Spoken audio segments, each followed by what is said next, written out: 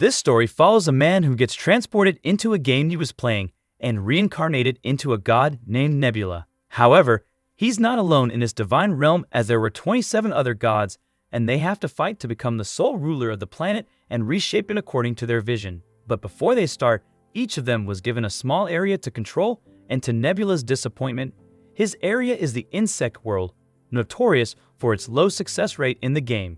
But because Nebula was a smart ass, he had used his brain to turn around his circumstance.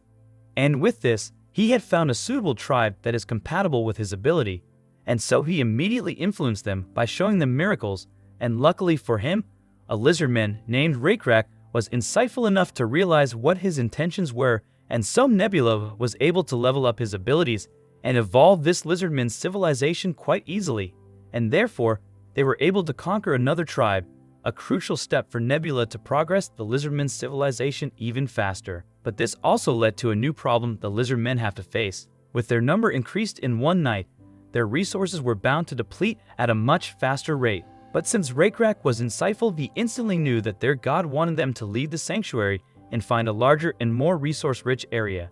Now on to the next part. The next day had arrived. Rakrak's tribesmen is trying to tame the little drake monster. However, it seems like they were having a hard time at it. They even tried to convince it by telling that its master is dead, so it should just submit. But unexpectedly, with this foolishness of theirs, the drake whipped its tail to retaliate, almost hitting one of the lizard dude, and initially they stood their ground, but it quickly became clear that the drake was not taking them seriously, as it tried to be cheeky and launched itself to them. Luckily for them, the beast was tied to a tree. Still, they knew that if they prolonged this further, the beast will just get away, and for that, they loudly asked it if it really want to get scolded, because they will do just that if it keeps this up. However, the situation shifted dramatically with Rakrak's arrival.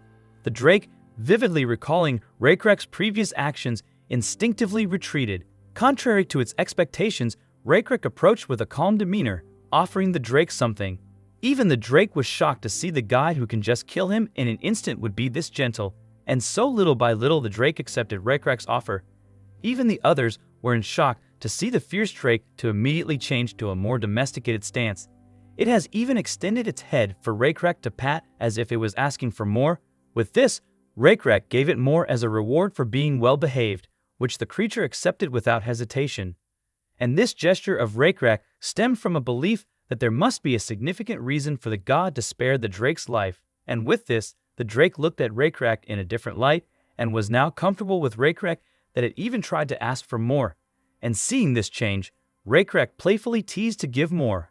But unfortunately, he revealed that he couldn't, because if he did just that, their food supply will deplete, leaving them with nothing left to eat.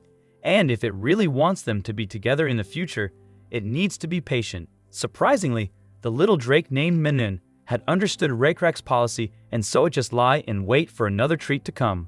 With this, Rakrak's job here was done, and so he opted to leave. But before that, he told his subordinates if Manhwa causes trouble again, they should immediately let him know, which they understood. Then, a few moments had passed. Rakrak was now meeting with his other tribesmen, and it seems like he is inspecting a well-crafted blade by one of his men, leading him to ask if he is able to replicate this quality again, to which he proudly claims that he does, every time for that matter. And if it weren't for their previous leader's stubbornness, he would have made better blades a long time ago.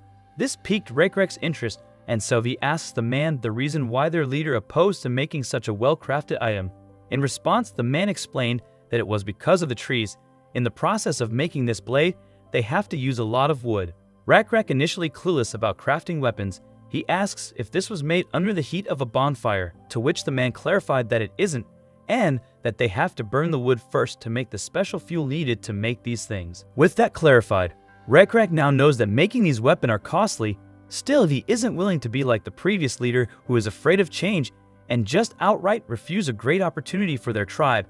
So he told the man who was full of scars to wait tomorrow, as he needed to further think of this before making a decision, which the man understood quite well, and so he left in silence. After that, a lizard with a single arm comes in, and it seems like he was here since he heard Rakrak is looking for a guide. Without a doubt on Rakrak's mind, he must be a wanderer, to which the guy confirmed, and he had been wondering from quite some time hopping from place to place in the hopes of finding a place that he could call home. And because of this, he learned to see the way, a path that leads to a land that won't let them go hungry. He have a few places in mind. However, he can't guarantee whether it will still be the same. This intrigued Rekrak, so he asked if other tribesmen and wanderers can be located in there as well, to which the guy confirmed. So if that's the case, there is no reason for them not to go there, and if the inhabitants of that place are against them, all they have to do is defeat them and take over the lands. Which the guy agreed that it is a sound decision, and if that's his will he should follow it without hesitation.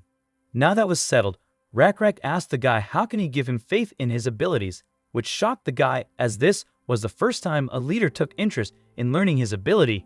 In turn, he immediately pointed up above and told them that his answer always come from them, which Rekrak initially thought the guy was talking about the sky, which the guy corrected that it's not just the sky, but a sky full of stars. Leading Rekrak to asks if the stars move as he looked at it, to which he doesn't know as well, but he had set some rules that he must follow, because if one knows the path of the stars to take, one could follow the path of man without being confused. And since Rekrak doesn't know how to do that just yet, Wanderer will tell them the way of the stars this instant, and if they practice this for a few days, he will gain faith in this ability. After a few moments later, the Wanderer finished his little lesson and decided to continue this again at the same time tomorrow.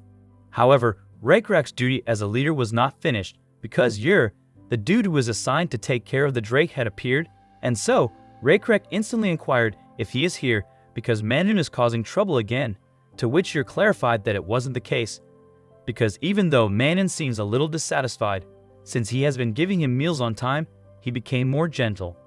This was such a great news for Rekrak, as he had one less thing to take care of. However, the guy wasn't here to report just that.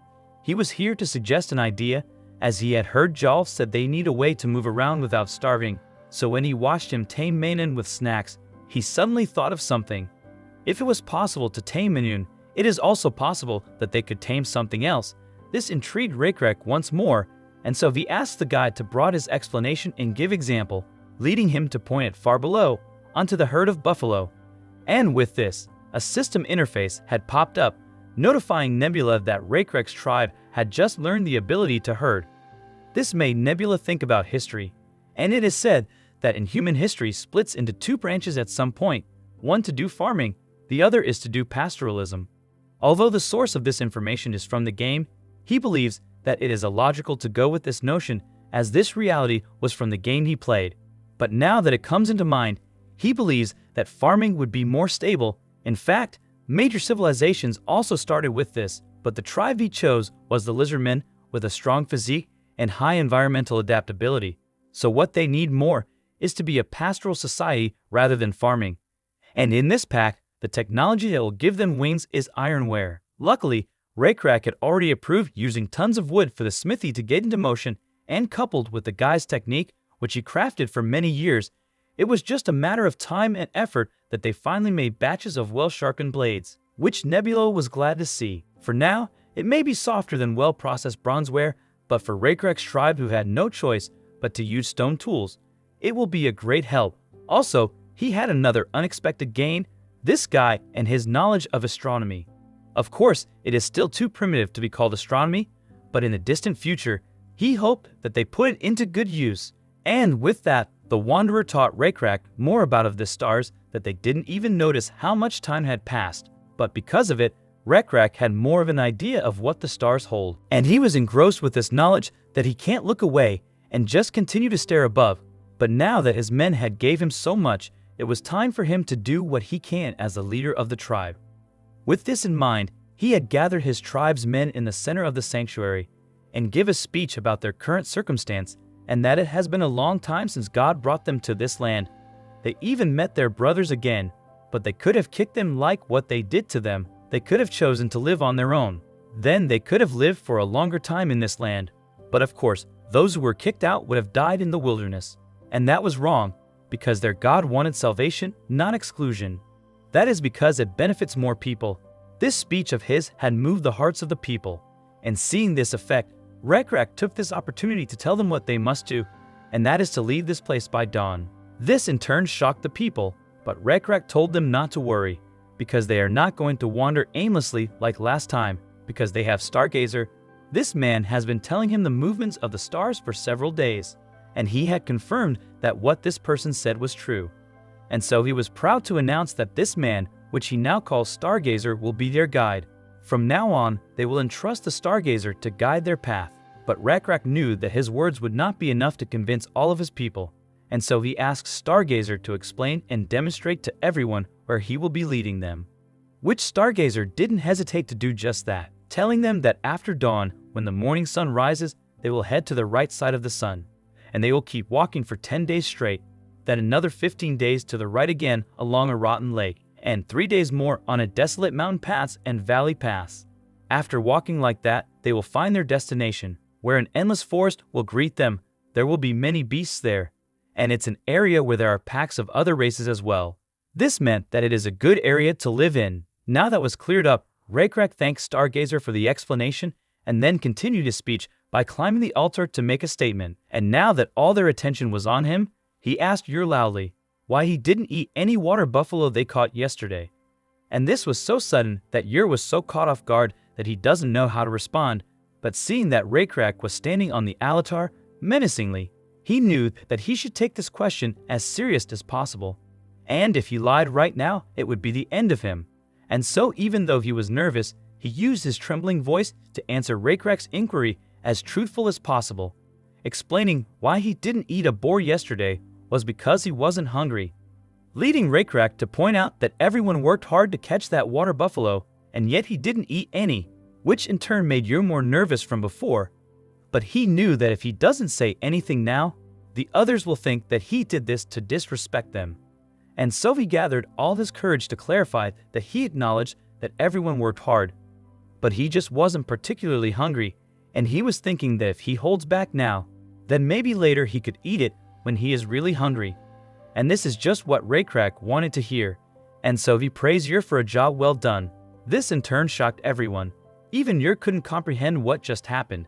He thought he was getting grilled, but it turns out he was doing good. And seeing their confused faces, Rekrak explained why he just complimented him, and that he appreciated his action because he was thinking of the future, and this was an excellent mindset to have. So he asked Yer again if this will continue to be the case, which Yer gladly responded that it is, and as long as he doesn't starve, he would continue to do that. And with that, Rekrak decided to compensate him with the spear they just made, shocking everyone yet again. But even before they could respond, the spear was immediately handed to Yer, which in turn made his eyes widen with awe as the spear shines, a testament of how well crafted it was.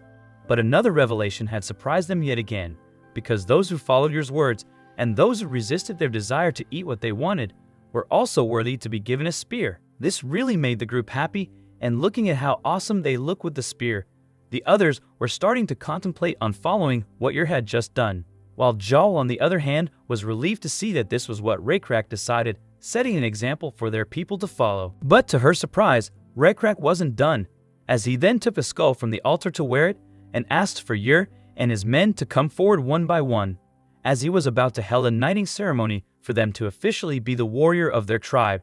And with that, Yer, the bone warrior, had been born. And this is the god's will, so he should stand proud, which he was, seeing that he couldn't even contain his tears from coming out. A few moments later, the dawn had arrived, and since they were all set and ready, Rekrak announced for them to depart this holy place, and he assured them not to worry. Since their God's will is with them, that's why they are not bound to a place anymore. And so, everyone should carve the nameless beetle god into their heads. And remember that even though their path will be full of challenges, they have to move forward without fear. Just as they endured the desire to eat the water buffalo, if they endure and move forward, they will prosper, and it will benefit everyone. And they shouldn't worry, because their God will always be with them.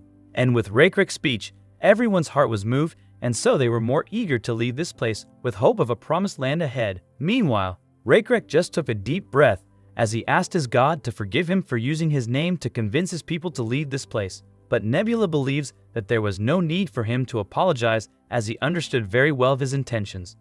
And if Rekrak didn't do that, he wouldn't have chosen him as a priest in the first place. Rather, he was more than glad of what Rekrak had done, as he even achieved the growth of another entity, leveling your attributes significantly.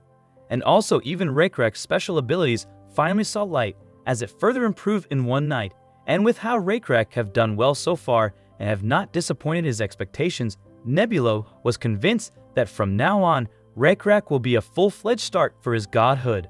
A few days later, the group was still traversing the wilderness, but because of the heat, Manon collapsed on the spot. So Raikrek immediately went to check up on it, but it seemed like Manon just exhausted itself. So he asked Stargazer if it was possible for them to take a rest, which Stargazer approved since it can't be helped.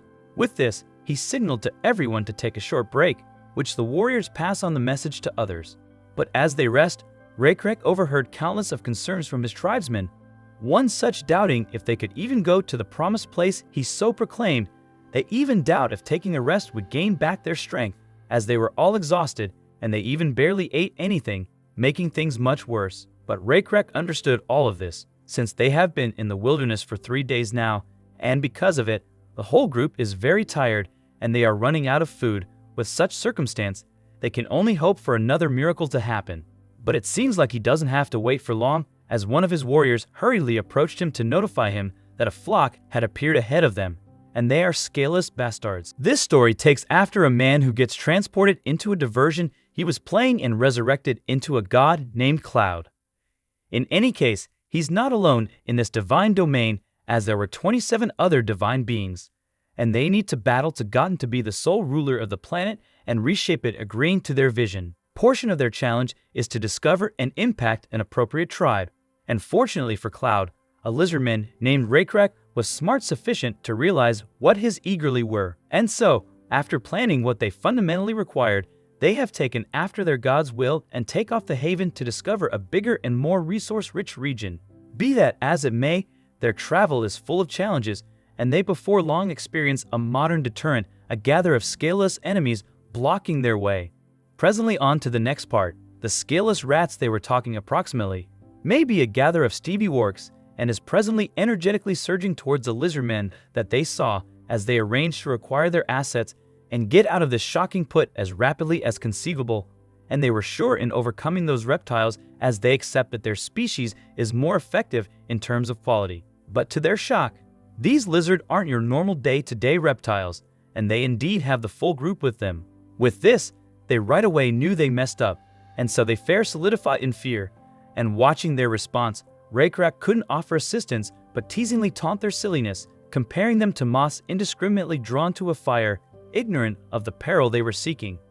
In any case, they were as well dazed to indeed react, and looking at their units, it appeared like these reptiles are more well prepared than they were. With this, the orc pioneer instantly brought down his weapon and bowed his head, and inquired Raikrek for pardoning and explained that they did not cruel to create such a big whine. They were fair in a rush as they needed to urge out of the canyon as rapidly as conceivable. This confounded Raikrek, since as he had observed the slope, there didn't appear to be an issue, and concurring to Stargazer, the canyon they were in presently would take 3 days for them to navigate, but as they had persevered everything until presently, they would without a doubt be able to persevere another 3 days. In expansion, as the environment changed, eatable things started to seem here and there, so he couldn't get it why they want to take off that slope as rapidly as conceivable. In turn, he inquired the orcs to clarify advance, which the orc master didn't delay to do fair that, clarifying to them that they wouldn't indeed think of taking off a domestic, but they were cleared out with no choice, and so they ran absent, and it was since a beast had showed up. This shocked Raikrek's gather, and in the event that the bunch of orcs were blameworthy of something, they would need to make up for it, but Raikrek thought that was superfluous, and following the rules of the wild, Jal suggested taking absent what the orcs had, but Raikrek didn't do so. Instead, fair as Jal gave Raikrek nourishment, and Raikrek gave Mana nourishment, he gave a few nourishments to the orcs as well, which the orc pioneer hadn't anticipated to be welcome, and so he bowed down so distant that his head touched the ground. Whereas Raikrek cleared out the orc to do as he satisfied, but he emphasized that it wasn't given for nothing. So he inquires the orc to tell him more approximately the beast, which he happily will and tell him in exact points of interest. The bunch of orcs had lived nearby. They weren't able to go deeper into the mountains as there were more grounded species and particularly carnivores there. In any case, compared to the wilderness, it was simple to discover nourishment in this range, so it wasn't much of an issue for a bunch of 30 orcs. But one day, the beast showed up. The beast clearly had a difficult upper body and appeared to creep on the ground like a creepy crawly with numerous legs, and it was over 20 meters long. In the meantime, Cloud recognized precisely what it was once he listened to the portrayal. It's no question a cursed thing. The plot of the diversion, the Lost World, was that old gods had cleared out the planet. In any case, the divine beings were the only ones who had vanished, and the various species and animals that served the gods remained. Among them was the cursed thing. Essentially put, it was like a monster boss beast that showed up on the field, and whoever took the hazard and chased it would get a comparing grant. The issue is that it's dubious to bargain with for a Mu-level civilization, and the reason why he was beyond any doubt of it was simple. The cursed thing was a creation of the divine beings. Subsequently, godlikeness modifiers existed for its skills. This implied that its abilities are aiming to be incredible. It won't be that tall since it's out in the field as contradicted to interior a dungeon, but considering its fundamental abilities and uncommon capacities, it'll be more grounded than Raikrak with plus D3, and in case they had a break even with battle, Raikrak would likely be harmed, and indeed in the event that he didn't, the rest of the warriors would endure wounds. With this, Cloud was considering in the event that he ought to allow them to indicate to require a reroute. Be that as it may, it wasn't very a great thought to do that either, since Raikrak's clan and the group of buffaloes were all losing vitality. But to Nebula's surprise, Raikrak demonstrated himself once more why he was chosen by him. As if Raikrak had a comparable thought to him, Raikrak called out Stargazer and inquired him in case there's a way they can go around, to which Stargazer reacted that there are, but they would have to go back to the wild and walk around the mountain for 8 days. Right away, Raikrak shook his head as in the event that he didn't like what he listened. So, it appears like they can't run absent without indeed seeing what their rival is like. But as they had dreaded, it was undoubtedly solid. It was almost 15 meters long, which was smaller than what the orc had portrayed, but it was in no way little. The body was prolonged and covered by a difficult external shell. It indeed had a combine of venomous teeth. Hanging from the beat of the external skin was a half-destroyed stone structure, which implied that the old individuals had served this creature. The greenery that secured the structure gave away how ancient the animal was, and its godlikeness level was at 3. And since its fundamental strength was 120, it would still be more grounded than Raikrak indeed in case divine control was used. And indeed, in spite of the fact that Raikrak's gather couldn't see the creature's stats, they appeared intimidated by the antiquated Coleoptera because it turned its body under the valley. And it didn't offer assistance that its unimportant developments shake the ground, and it indeed revealed to them by the Orc Master that turbulence was caused by the animal fair moving in its rest. With this, your inquire Raikrak in case they ought to run absent. In any case, Raikrak knows all too well that it would be exorbitant. With this, Raikrak was not beyond any doubt on what to do another. But as they were waiting for Raikrak to choose, Joel was assessing her environment and noticed the tremendous boulder fair sitting on the edge of the slope. And so, she quickly approaches Raikrak and told him that they must battle, since they have the advantage. This led Cloud to require intrigue in Joel's supposition, and so he briefly took a see at her stats, revealing to him that she has the mediator course. This meant that one is trusted by the clan, which he as of now knew, but her insights level is higher than Raikrak's, and it keeps on rising. But the foremost interesting thing is her uncommon capacity, intuition. It was an extraordinary capacity that hadn't popped up until recently. It was maybe recently made due to recent experiences.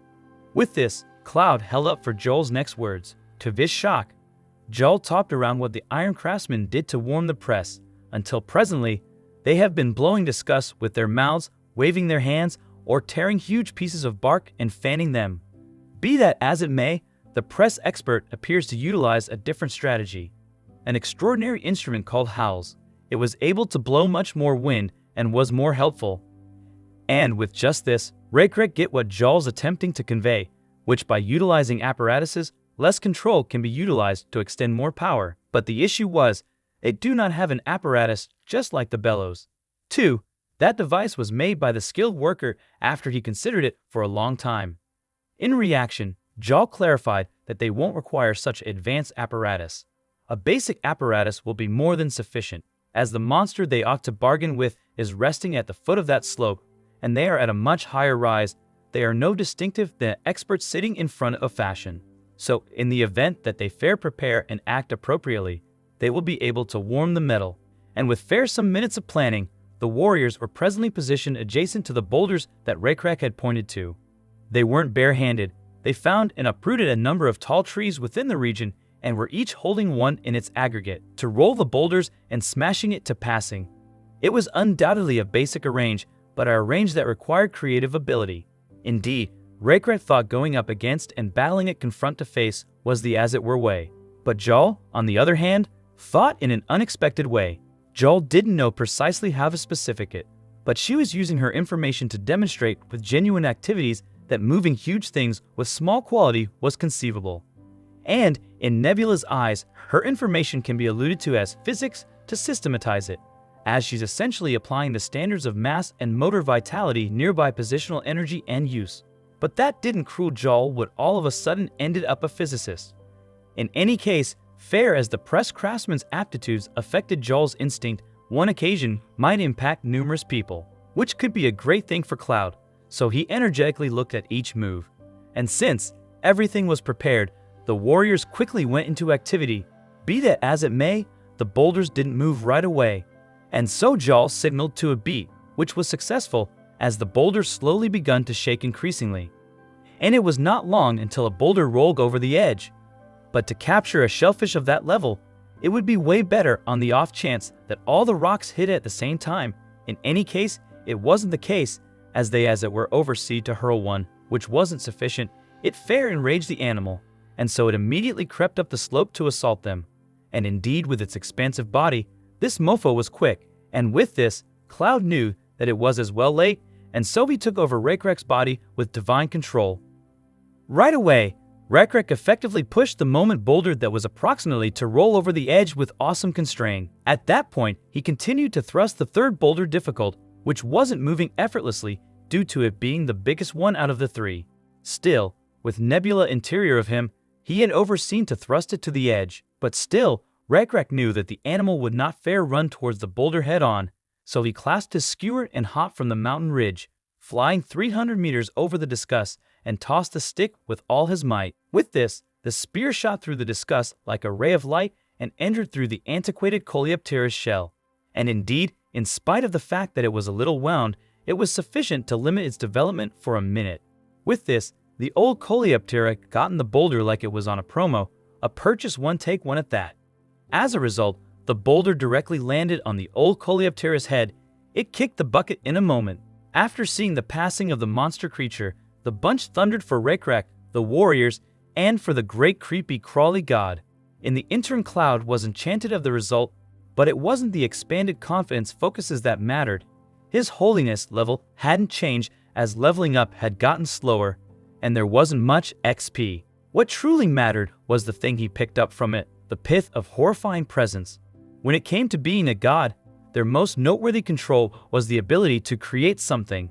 Fair as Cloud was able to form sufficient hatchlings to bolster the lizardmen due to his little range, the creepy crawlies. Each god was able to create assets concurring to their ranges by utilizing confidence focuses. Be that as it may, to form something that doesn't exist in the world, resources that were similarly exceptional had to be utilized, and that would be the pith of cursed thing. And with this essence, it would be conceivable to make a creature. These animals are confidence assets generators that spread the word of God through their exceptionally existence. Also, growth is conceivable. And if one raises it to a higher level, it will obtain the title apostles or incarnations and might be utilized as valuable vital weapons input of God's will. And if the creation strategy itself is the same as the past game, then he would effortlessly be able to make an animal, which in turn made him wonder what to create. However, he chosen to not make one right absent because it costs a lot to preserve within the starting, and it is superior to form an animal at another time, indeed in the event that all the essential assets had been collected. For presently, it was a need to utilize confidence focuses to offer assistance Rekrak and the Gather.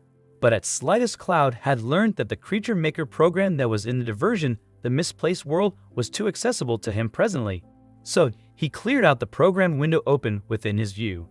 In the interim, Jal draws nearer the defeated monster, curious in case they could use the meat of this beast as nourishment. She cut off the tip of the ancient Coleoptera's foot. In any case, the smell of it wasn't wonderful.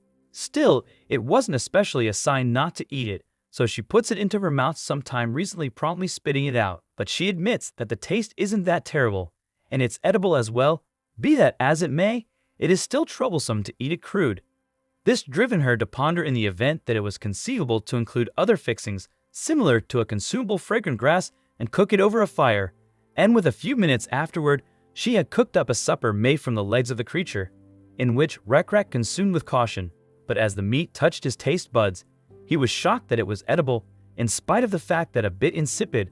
The smell of it was very decent, and seeing his response, Jal gladly called it cooking. She topped the meat with eatable scented herbs and cooked it over fire, which Rekrak acknowledged that she thought of an arrangement this speedy, since he had been considering tossing the monster's carcass all absent since the scent was so strong.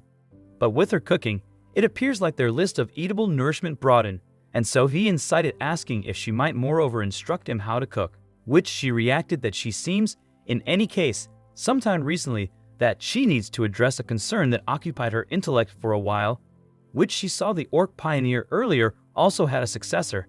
And because Rekrak could be a pioneer as well, he as well ought to discover a companion before long. This sudden proposal of hers instantly solidified him up, and the meat that he was eating got stuck in his throat, but he was able to swallow it due to the extraordinarily wide throats lizardmen were born with. Still, he was tossed off by Joel's words, as he had never cared much approximately finding a companion for the past few a long time. He was distracted with his concerns approximately God, the tribe, and surviving in common. But sometime recently, he seems indeed think of a reaction. Jal pointed out that he is getting ancient, so it is necessary for soundness of the tribe. And seeing that she was serious about this, her man up and composed himself and inquired Jal in the event that what she meant was an accomplice, to which she affirmed, and on the off chance that he had never truly think around it. At that point, how about he considers her? But since of how sudden this all was, he wasn't beyond any doubt how he ought to answer. Luckily sufficient, something else happened that he needed to go. There lay the altar broken by the boulder and interior of it. Something was shining, reflecting light from the sunset. Among the parts of the altar was a tablet made of gold. This was a shock to Cloud, but the golden tablet that Rekrak found was a really common relic. If one was fortunate sufficient to chance upon an old ruin, they may discover a library of calligraphic works that was full of composed language from that time. The old individuals composed approximately each small thing, so it would be considered great luck in the event that the works they found weren't simply about building houses or other minor things. Be that as it may, typically a better than average discover. Rekrak and the bunch didn't know what it said on the golden tablet, as they didn't know what the characters implied. But to the player, all data was uncovered. The inscription on the brilliant tablet is an introduction to the antiquated civilization that was once called the Kalimbar Empire. It generally comprises of works almost the significance of the Kalimbar domain and its accomplishments, so there isn't much vital data to be gathered. All things considered, aside from its esteem as a source of information about an old civilization, it gives a hint about other old remains of the Kalimbar realm. But civilization needs to be a lot more progressed to interpret it, and because the misplaced world was full of antiquated civilizations, it wouldn't be essential to reach the level of development of advanced civilization on soil, where a system to translate Egyptian hieroglyphics can be established based on the famous Rosetta Stone. Nevertheless, an assorted society with archaeologists, linguists, universities, and adequate information of an assortment of civilizations was required. So right presently, the tablet is no diverse from trash, but since the golden tablet itself was a bit of exceptionally glossy metal, it pulled in the consideration of the lizardmen. Ur indeed picked it up and attempted to eat it, but to his alarm, Stargazer uncovered to him that he couldn't do that, since it may be a metal called gold, and it is said that the color does not alter or rot indeed after a long time. That's why they are a small more profitable. Be that as it may, gold was a delicate metal and would serve them no superior to press right now. It would be worth having the precious metal as decoration, but that sort of craftsmanship was unfamiliar to the lizardmen compared to other species. With that clarified, Ur was still hungry, so Stargazer proposed to capture a deer. Its meat is sweet and delicious, and they have heard that the orcs have found expensive track prior, so they should go now before the night comes. And so, the others decided to take off and toss the tablet, and just set it aside. Be that as it may, Rekrak did not expect it to toss it absent. It appeared that Rekrak really enjoyed the brilliant tablet, and so he told the others to go without him while he considers about what to do with this tablet. And he was so charmed with it, since everything passes on, decays and vanish, there's nothing within the world that does not alter. But this brilliant tablet does not decay, so Rekrak's got a feeling that those who made this tablet attempted to protect something on it, but he doesn't have a single clue where to begin, and so Be Fair stared at it for a small whereas. A couple of minutes afterward, Jal returned to tell him that everybody is prepared for bed. But Rekrak saw this as an advantageous minute to look for Joel's conclusion. And so, he told her approximately what he considers of this tablet, and seeing that she completely caught on where he was getting at, Rekrak pointed out that he moreover taken note there are rules to the inscriptions, as there were shapes that are the same.